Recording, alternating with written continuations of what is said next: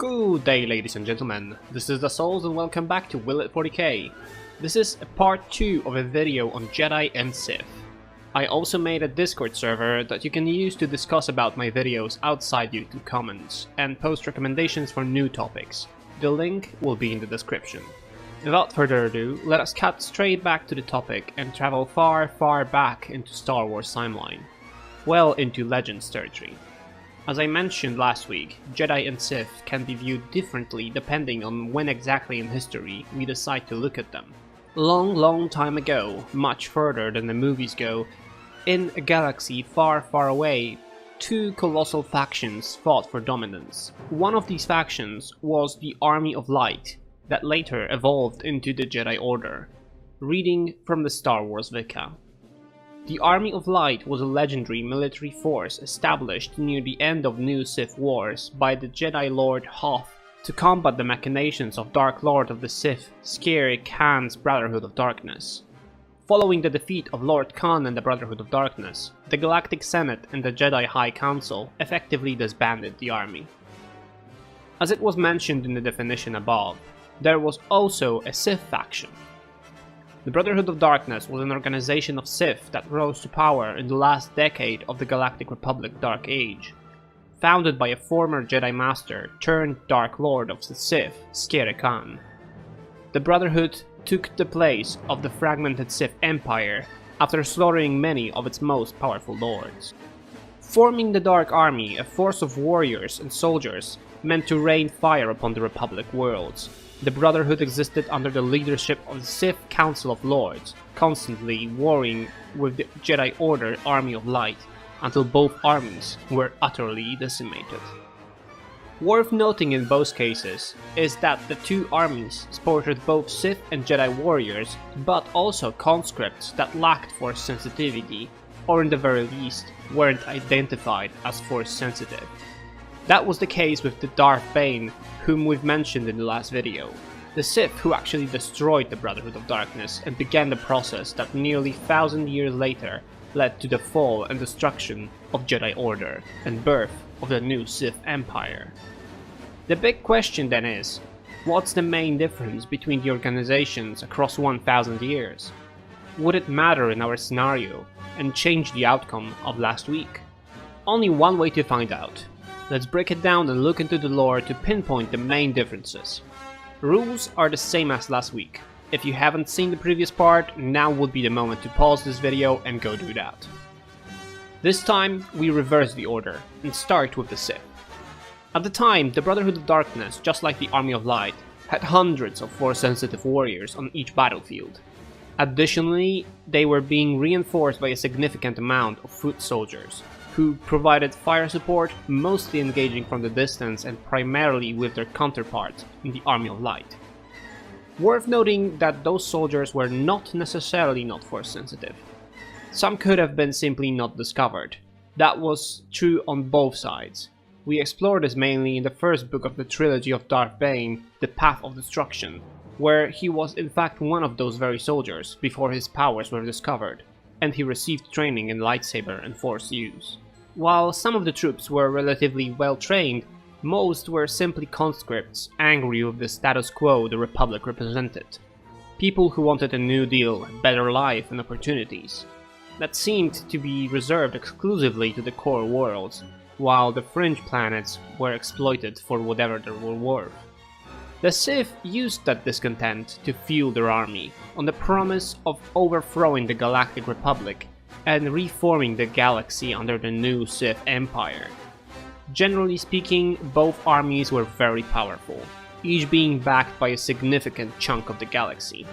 That means a lot of people and a lot of resources. Though in the end, the Sith army has been destroyed, the Army of Light didn't have much to do with it.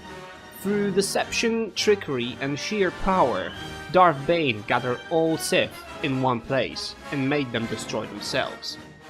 For the sake of this conversation, however, we shall assume he didn't, and instead the Sith, with their army, were pushed back and had to flee the galaxy. And so they arrived in the setting of Warhammer 40k.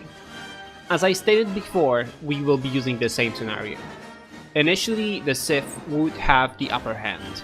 They command a militarized fleet full of force-wielding Sith and citizen soldiers. Each one has seen battle and armed with a reliable plasma weapon.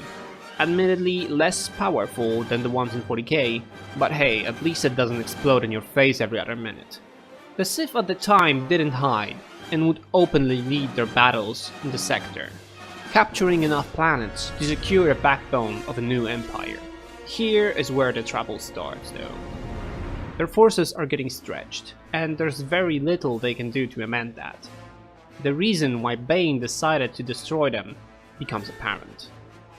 Very quickly the newly formed Imperium becomes fractured and damaged with the infighting. Every Sith refuses to think in the long term, and instead focuses in amassing more power than their neighbor. Cooperation is not an option. The faction constantly balances on the brink of civil war. With no big bad republic to band against, infighting erupts in a bloody war over control of the sector. Blinded with power, Sith refuse to see the bigger picture. Once Imperium arrives in the sector, there is barely anyone to fight. The remaining warbands get destroyed or disbanded into hiding. They eventually disappear into absolute insignificance. A bit sad considering how well just 2 Sith can perform by working smart. So what about the Army of Light? Let's consider. After losing the war, the remaining Jedi and their allied combatants arrive in the sector. Because of their rather peaceful nature, the Jedi opt for striking a deal with one of the already colonized planets. In exchange for resources to settle, they trade off some of their technology, which again would be welcomed as forges of the sector are still not under control of Cult Mechanicus. With the Republic destroyed, the Army of Light is flying on fumes, with the only thing driving them forward being hope of one day returning to recapture their homes. From here, however, the situation is largely similar to what Jedi did with the previous setup. After all, they didn't change all that much. After a period of slow and steady growth, when the Imperium arrives, there's nothing much to stop them. Without quick and aggressive expansion, Jedi failed to secure resources necessary to oppose the exploratory fleet. There is one difference though, and that one is desperation.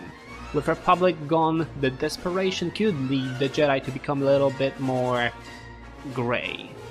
I don't really think this is the way it'd go, but I'm not ruling out the possibility of the Jedi grudgingly joining the Empire in order to preserve the Order in hope of one day returning to the galaxy.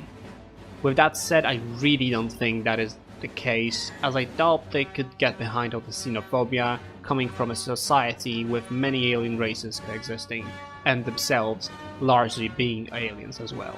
Will it 40k? Those 2 factions? No, I don't think so. Ladies and gentlemen, thank you very much for watching this episode. I originally planned this episode to be longer, however in my research I found that some of the concepts I had in mind wouldn't really work. In any case, make sure to check out my previous video where I discussed the validity of Time Lords in 40k universe.